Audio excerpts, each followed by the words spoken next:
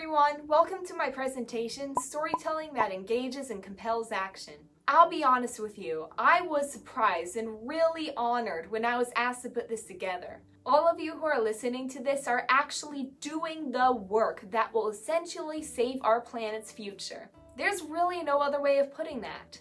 So I thank you for all that you do and hope that I'll be able to add something today to your efforts. My name is Shannon Germain and I'm a student filmmaker and I'm also just 16 years old, so in addition to talking about storytelling and the role film can play in making change in our world, I hope to give you a unique perspective from a teenager's point of view. A little about me. I started filmmaking when I was 12 years old with my YouTube channel, Nick's the Norm. But I wanted to do more than just post my latest skateboarding tricks. I wanted to make a difference in the world.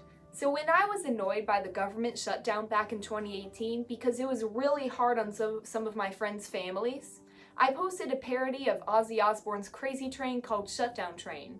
And no lie here, the shutdown ended the next day, which I suppose is my first lesson I'll share with you today. Correlation does not imply causation. But you probably already knew that. Since then, I started doing documentaries, and my first one, Plastic Crisis or Oceans in Peril, won the high school division of the One Earth Film Festival's Young Filmmakers Contest, which emboldened me the next year to enter my newest documentary, Code Red: The Clean Air Act's Battle Against Climate Change, under the college category, even though I was just 15 since I've been dual enrolled in college since I was 14. And I was proud to be their first prize winner in that category this year, the youngest they've ever had in that category. I won! My films have also won awards from C-SPAN, Planet 911, and Grand Prize in the Redford Center Stories Challenge. This year, I was honored to be a judge in the Redford Center Stories Challenge, which is likely the only time I'll ever be pictured with Robert Redford. You know I had to show that off. And I think storytelling, especially through film, has a huge place in environmental activism, especially when we want people to take action. In fact, according to Paul J. Zak, founding director of the Center for Neuroeconomic Studies, when blood was taken from study participants before and after telling them a story, they found that, quote, character-driven stories do consistently cause oxytocin synthesis. Further, the amount of oxytocin released by the brain predicted how much people were willing to help others. So what exactly does that mean about storytelling? Simple. If you tell someone a story, they're more likely to want to help you. And of course, we need more help in environmental battles and causes that promote equality and social justice.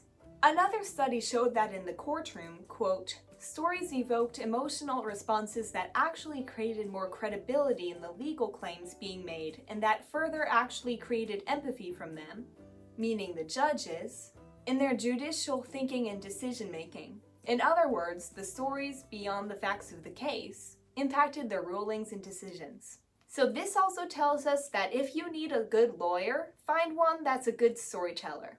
Storytelling creates a better experience of your message. Harvard Business Review also talks about the power of storytelling, explaining that when information is shown through a standard PowerPoint presentation, it activates the language processing parts of the brain called Wernicke's area and Broca's area. But when the information comes in the form of a story, other parts of the brain get involved. Quote, for example, sensory details like, the client was as excited as if he had won the lottery, engage a listener's sensory cortex. Action words like, drive this project home, engage the motor cortex, all leading to a more connected and richer experiencing of the message.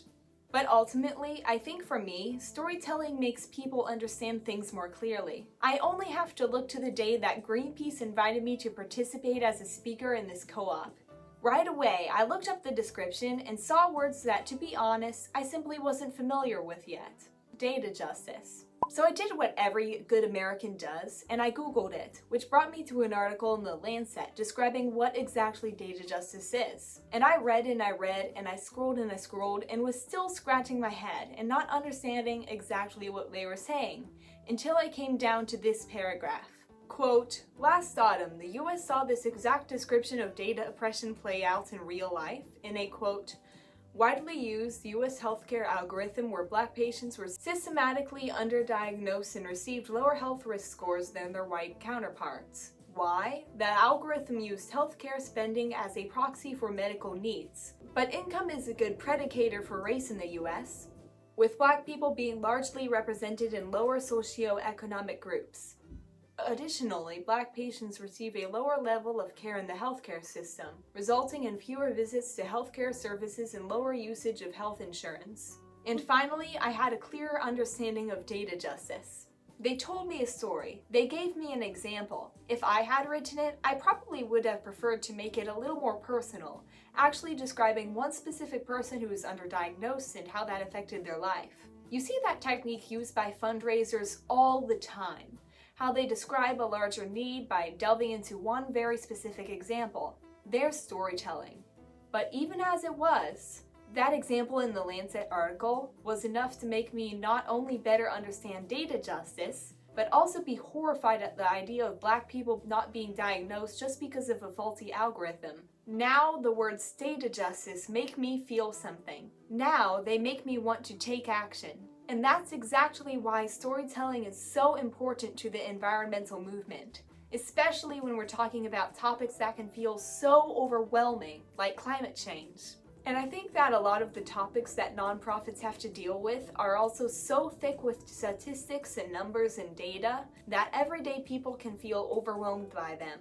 And if they're overwhelmed, then they're less likely to take action. So now that you understand why storytelling is so important, I'd like to break down some of my favorite techniques that tell stories while also, frankly, inundating people with a ton of information.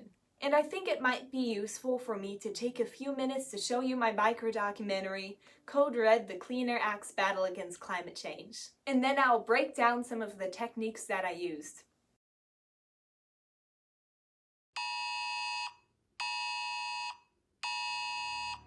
Folks, we got to listen to the scientists and the economists and the national security experts. They all tell us this is Code Red. The nation and the world are in peril. This is going to be our new normal, and the effects that we're seeing from climate change are the crisis of our generation. In my community and throughout the world, we are already seeing the effects of climate change. Climate change is not just a threat for the future, but it's actually a real problem in the now. Scientists and forecasters who study the connection between climate change and extreme weather say the rapid rates of sea level rise are accelerating the frequency and intensity of severe weather events. It's a threat to humanity, that it's a threat to the United States, which will become worse and worse. We're seeing people drown in their basements in Queens, New York because of flooding and rain. They're seeing that more territory burned down in the United States just since the first of the year than it makes up the entire landmass of the state of New Jersey. They've seen hurricane with top winds of 178 miles an hour. I mean, all of a sudden, people are seeing these things happening they never thought would happen. And the federal government is taking measures to protect us from this crisis. But its primary weapon in this battle is over 50 years old, a law that was written long before climate change was even making headlines. The Clean Air Act of 1970 provides the basis for the vast majority of federal efforts to reduce the impact of climate change. The Clean Air Act was first introduced in 1970, back when the kind of this notion of climate change was very much still on the fringes. The Clean Air Act, in my opinion, is one of our nation's most successful laws. It's actually saved millions of lives since it was enacted. And the reason is that breathing dirty air is actually really bad for our health. Every year, something around 350,000 people die from exposure to particulate matter pollution. So it's kind of like a COVID pandemic happening every single year just because of our use of fossil fuels. One of the reasons the Clean Air Act has been successful in fighting climate change is because of its flexibility, giving power to the Environmental Protection Agency to review and update air quality standards based on current conditions. And the idea was that, of course, as time goes on, new air pollutants might arise, and the EPA needed to be able to address new things that Congress hadn't envisioned. In 2007, the Supreme Court put this flexibility to the test. In April, the Supreme Court ruled 5-4 in favor of plaintiffs' argument that EPA is authorized to regulate automotive greenhouse gas emissions under Section 202 of the Clean Air Act. This is an opinion that could have some pretty significant and far-reaching impacts. But the flexibility of the Clean Air Act also makes it vulnerable. Any law needs enforcement and implementation by the executive branch. And what we had with the Trump administration is an administration that really was more interested in coddling the polluters. I feel that the United States has tremendous wealth. I've made that wealth come alive. And I'm not going to lose that wealth. I'm not going to lose it on dreams, on windmills. Science denialism and climate denialism was something that was just too prevalent in the movement. And because they didn't like the policies of the left, they decided that the problem of climate change was fake as well. And that's not how science works. That sort of interference in science has really been harming people across the country. Since coming into office 1 year ago, the Biden administration has been undoing more than 100 Trump-era regulations that favored fossil fuel industries and weakened essential environmental protections, including the Clean Air Act. So what happens here depends on who's in here and who's in here. There was a time when these environmental issues and clean air and clean water were not considered partisan issues. And that time was 30, 40 years ago when we passed a lot of our landmark environmental regulations and laws in this country. Back in 1970, you did have a lot of support among Republican elected officials for cleaning up the environment, and they showed great leadership. Every year that we delay action, we continue to emit more greenhouse gases, and that pushes us closer and closer to higher temperatures, more climate chaos, all of those bad things. I think there's been skepticism from people more on the conservative side of things or the Republican side of things, thinking that people on the left are just using climate change as an excuse to introduce all these other kinds of policies and agendas that would impact the economy and American society and all those kinds of things. So I think that's one problem, that there's been kind of this shift on the Democratic side towards tackling climate change using everything rather than specifically looking at the issue of reducing emissions. But the Clean Air Act is not a strong enough weapon in this fight. But by itself, it's not going to be enough, probably, and we do need Congress to take further steps to make sure that we're able to fully meet the climate challenge.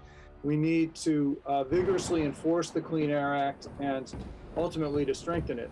The Clean Air Act was last updated in 1990. For it to be an effective weapon, we need it to be strengthened to stand up to the changing climate and the constantly changing political climate of Washington, D.C. Because there's been too many years since there's been a clean air bill, and this notion that the president wants this bill so badly, I'm not so sure the president wants this bill so badly. I want it badly. I'm not so sure the president wants it badly. The time is now to update this vital law. This is the United States of America. There's not a darn thing we can't do. Thank you.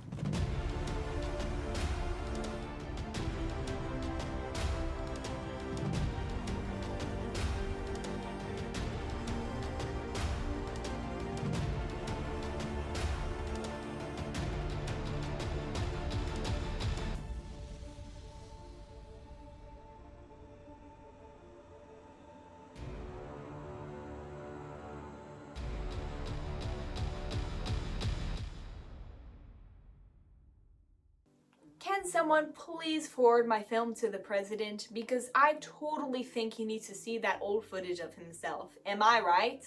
So as you just saw, I have lots of statistics and interviews and data that I needed to present. But I wanted to convey it in a way that made people automatically feel something. And you can tell what I wanted them to feel from the opening I chose, which takes the viewer right back to that day in December of 2021, when those deadly tornadoes struck several states, making headlines. So rather than just showing footage, I wanted my audience to feel like they were right there in the middle of the action. So I took some footage of me running down my basement steps, the lights flickering out, and then the flashlight coming on. I opened with drama. I opened with action. Opening with action is a very popular technique with writers. For example, with a classic-style fairy tale, you might have an opening that starts with, "Once upon a time in a faraway land, a princess lived in a beautiful castle where she sang to her friends the songbirds about how she longed to find her prince."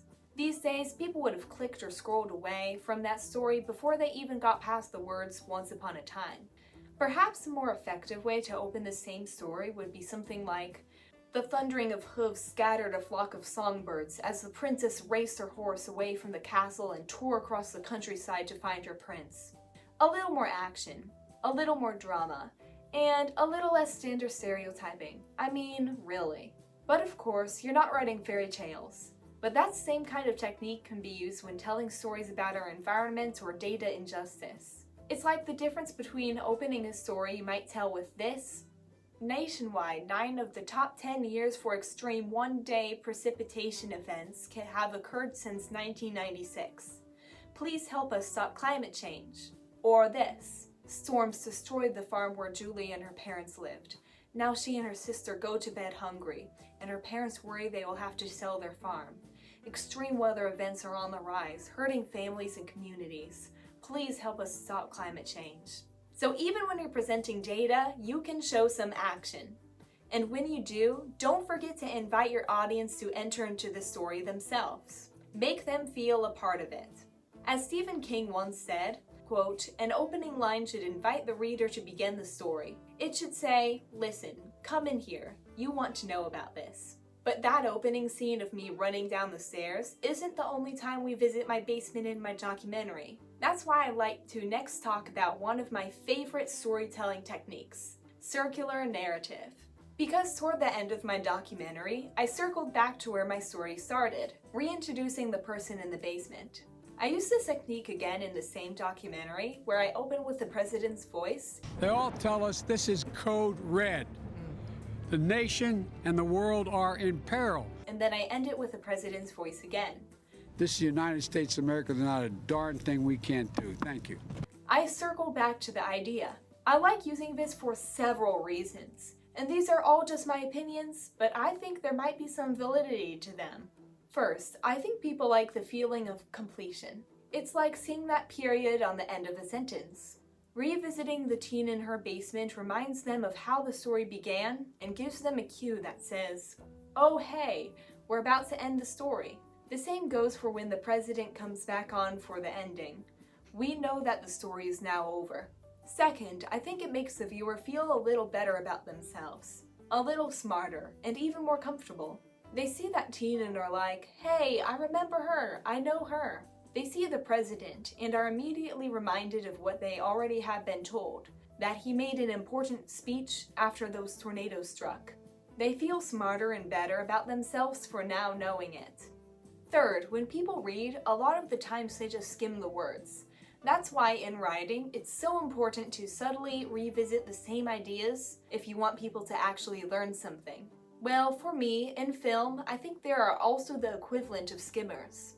Especially these days when a lot of people don't give things their full attention. They might be watching my film on YouTube, but they are also checking their email, making spaghetti, or texting their friends.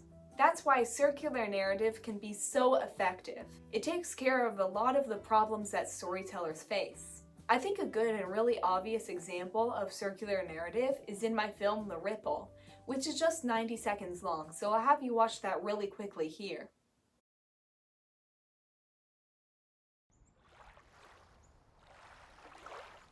Maybe environmental justice is a ripple. Turn on your car and line the pockets of oil companies, raise the temperature of the earth, and cause a rise in the sea level that displaces entire communities. Click that buy button to purchase a product made by sweatshop workers, shipped on a plane that adds to our carbon footprint, stuffed in a box made from trees that could have been cleaning our air, and filled with bubble wrap that will last longer on this planet than you or I will. Bite into that burger and don't think about the mistreatment of the animals, or the dangers posed to the workers, or the 3.1 gigatons of greenhouse gases produced each year by the meat industry. Everything we do causes a ripple so far-reaching, it can make you feel like it's all just hopeless anyway. But back up a sec. Maybe that ripple isn't about guilt. Maybe it's about power. Because if everything we do impacts our world, then the power isn't with someone else, it's with us. And when we make responsible choices and raise up our voices whenever someone does something that we'd never allow to happen in our backyard, because all people are our neighbors and all the world is our backyard, that is when we will see and hear and feel the ripple that is environmental justice. You can immediately see that I used the same technique. I opened with a girl throwing a rock into the water. Maybe environmental justice is a ripple. And I closed with the same girl catching the rock. That is when we will see and hear and feel the ripple that is environmental justice. I literally put it on rewind and ended the story exactly as I opened it. I did the same thing with my plastic crisis video, which is longer, so I won't have you sit through all of that one. But you can see it on my YouTube channel, Nix the Norm, if you're interested. But I'll just show you the opening and then we'll watch the closing together and you'll see what I'm talking about. In an underwater paradise, a plastic nightmare. I'm going to tell you about a company. A huge, powerful company that's quietly doing something that affects every one of us.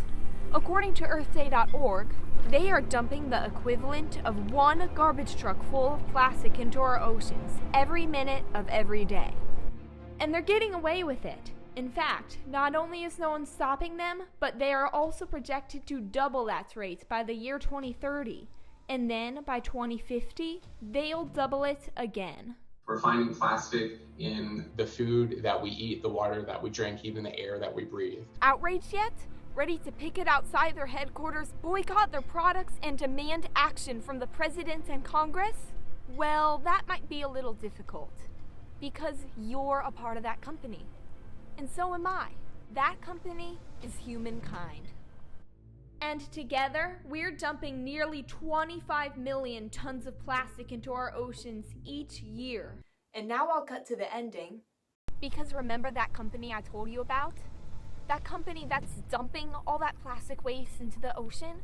The good news is, you're not just a part of that company. You are on the board of directors.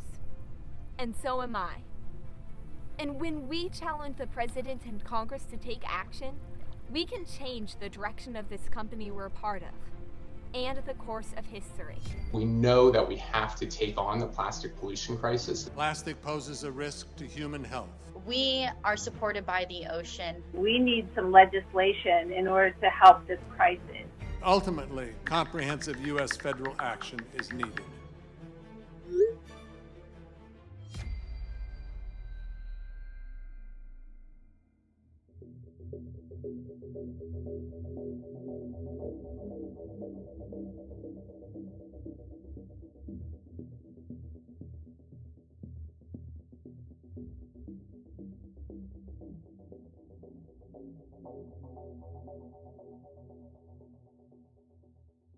So I opened with a metaphor about a company, and then I closed with that same metaphor, making it another example of a circular narrative. But what happens in between the opening and the closing? Well, that's the fun part, and that's the part where we get to deliver all sorts of compelling information in interviews and statistics that might ordinarily bog the story down or make it sound more like a research paper. It's like a story sandwich. You might have heard of the story sandwich back in school. Usually when people talk about the story sandwich, they say that the beginning and the end are the bread, and then the meat, lettuce, and cheese are things like the characters, the climax, and the solution. But in my version of the story sandwich, first off, we're not using meat because I'm a vegetarian, but also the beginning and the end are still the bread, but the insides of the sandwich, the cheese, lettuce, and tofu, are the data that I need to deliver to the viewer. So my hope is that I'll get the viewer sucked into a story, all that lovely oxytocin that scientist Paul Zak talked about in that Forbes article will get released. Then their brains will be inundated by all my information. And then right at that point where they might get bored, I bring it right back to my story. I did the same thing in Code Red, putting all my facts and interviews in the center so that they all feel like a part of the larger story. A very personal story in a way, of a girl who is racing to her basement during a tornado warning. But how do we keep someone engaged throughout the story we are telling them? These days, I think it's a growing problem because attention spans are getting shorter and shorter, even as our world's challenges get bigger and bigger. In fact, according to a Microsoft Corporation study in 2015, people's attention span is generally about 8 seconds long, which is about the same attention span as a goldfish. If you're a filmmaker like me, the news is a little less grim. The average watch time for a video is 2.7 minutes, according to the video marketing company Wise Owl. I can concur with this to a degree. On my YouTube channel, Nick's the Norm, you can see right there in my analytics that my average view time is about 3.5 minutes. So clearly, my subscribers are more evolved than others. The point is, as attention spans dwindle, using video to express your messaging is more important than ever. Not just because of dwindling attention spans, but also because, quote, video content typically performs best with most algorithms, based on the fact that it captures a viewer's attention for longer. And throughout your messaging, you need to remember to constantly change things up for your viewers. Give them something new to look at or listen to. And throughout this program, you've actually been seeing some of my favorite tools to keep people engaged. A really simple thing you can do is change your camera's point of view, like I did when I interviewed Dr. Tim Donaghy from Greenpeace last year for Code Red, or when I interviewed David Pinsky from Greenpeace the year prior. Another easy technique is to zoom in slowly or jump in suddenly. The simple change in what the viewer is seeing will wake them up. But sometimes, subtlety isn't what we need. So that brings me to my favorite tool to do this, and if you've dabbled on social media at all, you might have heard of it. It's called Canva. And it's kind of like PowerPoint for YouTubers. It's filled with stock photos and films and all the tools you'll need to get your message across. A ton of it is available for free and doesn't even require attribution. But if you're like me, you'll want even more. So do what I did and ask your parents for an annual subscription because they have some great premium content that you can use. And it makes for a much better gift than the skateboard I got for my birthday last year. But you already know how that ended. Sound effects can also transform visual aids and make them more engaging. For example, this graphic I use for Code Red keeps people's attention a little better, I think, because I added in the passing of the years in the upper right corner, and a clicking sound each time a year passed.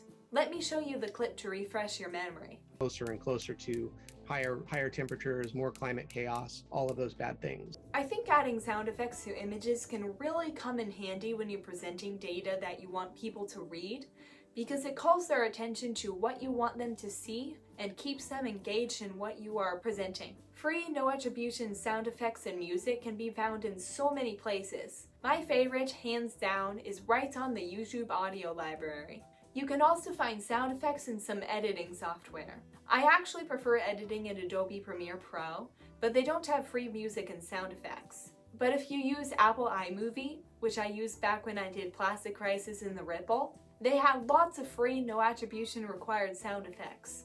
Of course, just remember that when you're using all these images, sounds, music, and films from Canva and other sources, that you must make sure that you are using the kind that are no attribution required. You can also find plenty of websites that offer free videos, photos, and sound effects, but watch out because some of them are not reputable and you might end up using something that you don't have rights to, or worse, downloading malware onto your computer. But now that I've inundated you with all of my favorite storytelling techniques and tools, don't forget that it's the story itself that will really make people engage with your message. Don't lose it in a bunch of effects that might distract from the message you are trying to convey. See my point? Because even though that 99-cent app you bought might be really cool, your effects should complement your story, not confuse people or steal the show. As Ann Cristiano and Annie Niemand stated in their Stanford Social Innovation Review article, The Science of What Makes People Care, quote, "Storytelling is the best tool we have for helping people care about issues. People are more likely to remember information they get in narrative form. Stories have the unique power to convey new perspectives and thereby lower counter-arguing, increase perspective-taking and empathy, and capture and maintain people's attention." Or put more simply by French filmmaker Jean-Luc Godard, Quote, "Sometimes reality is too complex. Stories give it form." So I hope this presentation has helped to give you a new insight on storytelling from a 16-year-old's point of view. If you have any questions, feel free to reach out to me at nixthenormfamily@gmail.com or on YouTube. Thanks so much for watching and for all you do to help make a better tomorrow for my generation and those that will follow.